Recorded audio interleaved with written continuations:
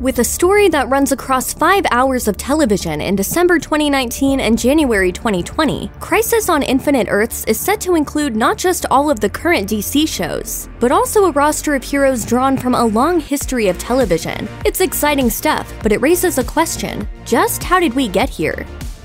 The CW's version of Crisis on Infinite Earths is notable for being the first event of its kind to take place on television, but the comic book history that leads up to it starts all the way back in 1961, or depending on how you look at it, maybe even before then. Back in the 40s, after Superman was introduced to the public and proved to be wildly popular and extremely profitable for its publishers, he inspired a whole wave of brand new superhero comics. Eventually, the company that would become DC Comics decided to put a few of them in the same book, creating the Justice Society of America and the first shared universe in comics. By the late 40s and early 50s, however, superheroes fell out of popularity. Only the most consistently successful heroes stuck around, while the rest, like the original Golden Age versions of The Flash and Green Lantern, were cancelled and seemingly condemned to obscurity. But then, a decade later, DC decided to dust off a few of those pulpy concepts and reboot them in a slightly more sci-fi direction, kicking off the Silver Age of comics with an all-new, mostly different version of The Flash. Right from the start, though, there was something weird. Barry Allen was inspired to take the name The Flash because he'd read comics about Jay Garrick, the Golden Age Flash.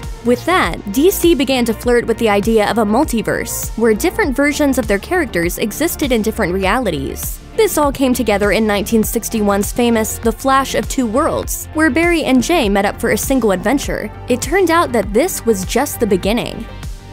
By 1964, DC had a multiverse centered on Earth 1, the somewhat arrogantly named primary DC universe that featured the ongoing adventures of the present-day heroes. Meanwhile, the Golden Age versions politely allowed themselves to be called Earth 2, despite the fact that they came first. Clearly, there was only one thing left to do: a crossover. Justice League of America number 21 and 22 featured Crisis on Earth 1 and Crisis on Earth 2, in which the Justice League teamed up with their Golden Age counterparts in the Justice Society to battle for the fate of two universes. This kicked off two important DC traditions. First was the idea of an annual JLA-JSA crossover, which continued for the next 20 years. The second was that almost all of these crossovers, which spread out through the DC multiverse, were called a crisis, making that the shorthand word for a threat that went beyond the scale of a single universe. Eventually, though, things spiraled to the point of being as big as they possibly could. In 1985, DC made a very bold promise for their new series. Worlds will live. Worlds will die, and the universe will never be the same. For the most part, they delivered with a year-long event called Crisis on Infinite Earths. The company was restructuring their entire multiverse into a single streamlined whole, but rather than just rebooting all the comics, they made it part of a story. A villain called the Anti-Monitor, who presumably did not monitor things, was wiping out universes, and the ones that remained coalesced into a single unified timeline. In the process, major characters like The Flash and Supergirl were killed off with as much permanence as there can be in superhero comics, which is to say they were dead for about 20 years before they inevitably came back. That wasn't quite the end, though. The Crisis brand was so strong that DC kept it around even after they bailed on the multiverse. Another event devoted to fixing up the complicated DCU timeline was called 0 Hour: Crisis in Time, and there was a modern-day JLA-JSA team-up against the fifth dimension called Crisis x5. In 2006, Infinite Crisis, as its name implies, came along to reverse all the changes and reintroduce the multiverse. The branding loomed large in the minds of fans as the biggest world-shattering event in DC's long history. One of the things that makes the TV version of Crisis on Infinite Earths so interesting is that it's following in the same tradition as its comic book counterpart. Once Arrow's surprising success led to a series of spin-offs, and other shows debuted in their own universes, trying to cash in on the massive popularity of superheroes these days, seeing them team up became inevitable. Much like it had in the comics, the idea of an annual crossover quickly became a tradition for the Arrowverse. It started with Ollie Queen teaming up with The Flash for a couple of story arcs that ran through the respective shows in 2014. I get it, Barry, I get it. You're fast. And then a backdoor pilot for Legends of Tomorrow the following year. Things really started to pick up in 2016. That March saw the Supergirl episode World's Finest, which saw The Flash vibrating his way to Supergirl's universe, now called Earth 38. That then led to a full-on 3-part Arrowverse Supergirl crossover called Invasion. And then, just to cap things off, March 2017 saw Duet, an episode of Flash where Supergirl showed up for a singing, dancing team-up that took advantage of the star's musical theater backgrounds with a few catchy tunes. We're not singing for you. No. Anymore, I mean. It's worth noting that both World's Finest and Invasion were both named after crossover comics, the long-running Superman-Batman team-up title, and a 1988 event in which 3 alien races invaded Earth at the same time, respectively. That tradition was continued with Crisis on Earth X, which, like the comic it was named for, featured the introduction of a world ruled by Nazis, complete with an evil Supergirl. It turned out that Earth X was a secret 53rd Earth that nobody ever talked about because they all agreed it was terrible. In December of 2018, the Arrowverse launched Elseworlds, a crossover that ran through Green Arrow, Flash, and Supergirl, and to call it ambitious is underselling things quite a bit. For one thing, it involved twisting the setup of the previous crossovers by also throwing in a body swap between the Flash and Arrow, which gave us a truly delightful moment of Grant Gustin growling Oliver Queen's catchphrase at a robot. Amazo, you have failed this city. More importantly, Elseworlds served as the Arrowverse's introduction to Batwoman. In the comics, the modern Batwoman, Kate Kane, had been introduced in 2006 before taking over Detective Comics for a year. As a lesbian, she was DC's most high-profile queer character, with a backstory that saw her being dismissed from the army while at West Point under the Don't Ask, Don't Tell policy. She's also Bruce Wayne's cousin, and on the show, Batman's absence from Gotham City has inspired her to take on a heroic identity of her own. Her appearance in the Elseworlds crossover, where she was portrayed by Ruby Rose, paved the way for Batwoman to join the CW's lineup. The thing is, Elseworlds was not the self-contained crossover that Crisis on Earth X was. The specific body swap story was wrapped up, but the crossover also spent a lot of time with the Monitor, the Anti-Monitor, and the Psycho Pirate, all of whom were key characters in the comic book version of Crisis on Infinite Earths, setting up the next big crossover a year in advance.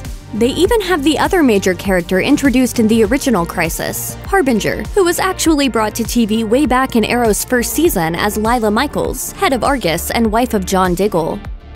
Right now, the CW shows have a huge amount of characters and parallel worlds to play with when they're setting up a gigantic multiversal crossover. There's the Arrowverse, of course, anchored by Green Arrow and The Flash, with heroes like Vibe, Mr. Terrific, Black Canary, Killer Frost, and even more obscure characters like gun-toting weirdo Wild Dog showing up in their supporting casts. There's also Legends of Tomorrow, with Firestorm, The Atom, White Canary, Vixen, and more. Plus, they folded in John Constantine, bringing actor Matt Ryan back for the role after the cancellation of Constantine, and brought in Western hero Jonah Hex in an episode where a 12-foot-tall Care Bear fought a demon. And of course, we have Batwoman.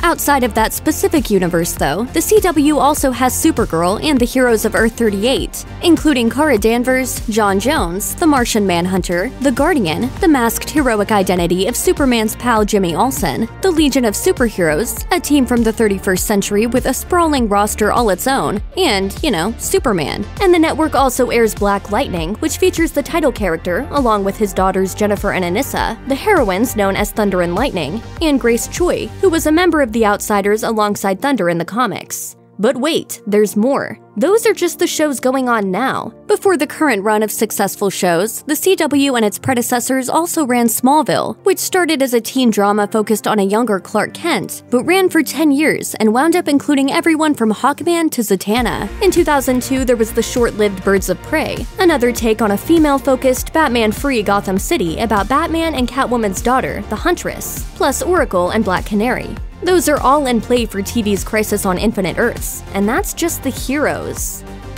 The stage is set for Crisis on Infinite Earths to hit the airwaves in December, and from everything we know so far, it's going to be big. One where the Nazis won World War II, one where Kennedy was never assassinated. Oh yeah, one where all of us are evil.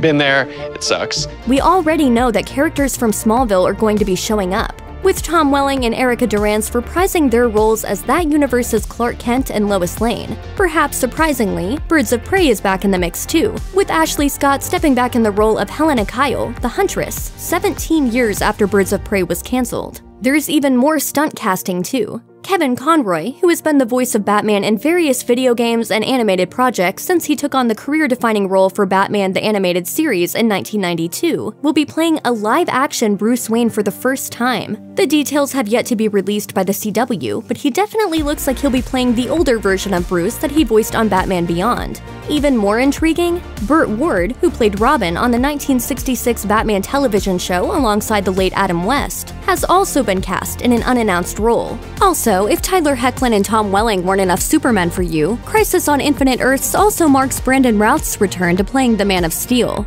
The weird thing here is that while he starred in 2006's Superman Returns, Routh already has a role in the Arrowverse as Ray Palmer, better known as the Atom. Seeing him get another shot as an older Superman with a costume inspired by Mark Waid and Alex Ross's Kingdom Come storyline is intriguing. It's not just that Routh will presumably be pulling double duty, but because whatever the big problem is in Crisis, it's going to need at least 3 Supermen to solve it. Even more than the destruction of the DC Multiverse, the Crisis on Infinite Earths comic book is remembered for featuring the deaths of Supergirl and the Flash. That might seem pretty ominous, considering that the TV version is going to prominently feature both of those characters. But in reality, they're probably the 2 major characters who have the least to worry about. They are, after all, the stars of their respective shows, which from all indications are both going strong into the indefinite future. With the CW announcing that Arrow's 8th season will be its last, Oliver Queen, on the other hand, might not be so safe. Even there, though, it seems unlikely. There are still 2 more episodes of Arrow scheduled to air after Crisis on Infinite Earth ends. And while one wrap-up episode about Ollie's pals dealing with his death would be understandable, 2 would be pushing it. That doesn't mean they won't pull it off, though. Stranger things have happened. Once you've done an interdimensional team-up musical, nothing's out of the question. Check out one of our newest videos right here. Plus, even more Looper videos about your favorite DC storylines are coming soon. Subscribe to our YouTube channel and hit the bell so you don't miss a single one.